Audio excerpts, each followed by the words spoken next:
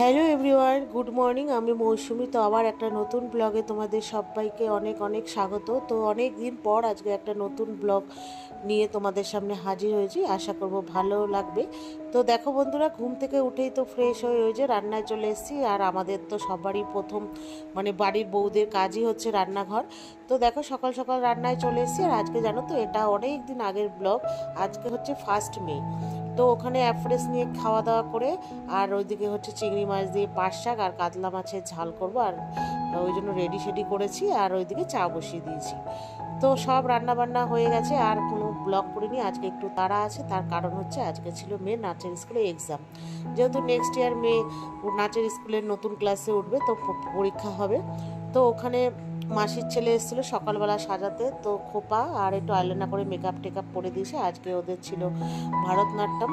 তো 1 মে বুঝতেই পারছো, ভীষণ গরম ছিল। তো সকালবেলা পরীক্ষা মানে বুঝতেই পারো ভীষণই গরম।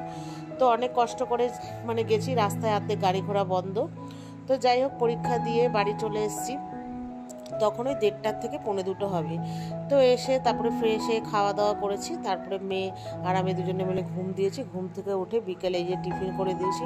তোমার ওই পাউরুটিটাকে ওই যে এখন নতুন পদ্ধতিতে বেরিয়েছে না, আলু দিয়ে ওই টিকিয়া মতো করে, তো সেটা করে খাওয়া দাওয়া করলাম। তারপরে আর ভিডিওই করিনি। এটা হচ্ছে শুক্রবার, নেক্সট দিন, পরের দিন।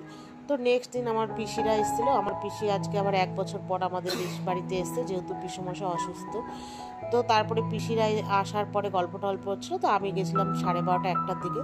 তো আর ওই যে ওই লোকটাকে দেখলে, উনি হচ্ছে ঠাকুর মশাই। যেহেতু নেক্সট ইয়ার আমার ভাইয়ের বিয়ে, তো সেই জন্য ডেট ফেট সব দিনক্ষণ ঠিকঠাক করা হচ্ছে। তো ওই জন্য ঠাকুর মশাই কোন দিন কী দিন বা কী ভালো সেই লিস্ট নিয়ে এসেছিলো। অনেক দিন, 2 দিন 3 দিন ধরে আলোচনা করার পর তো আমাদের যেটা ঠিক হবে ওটাই করব।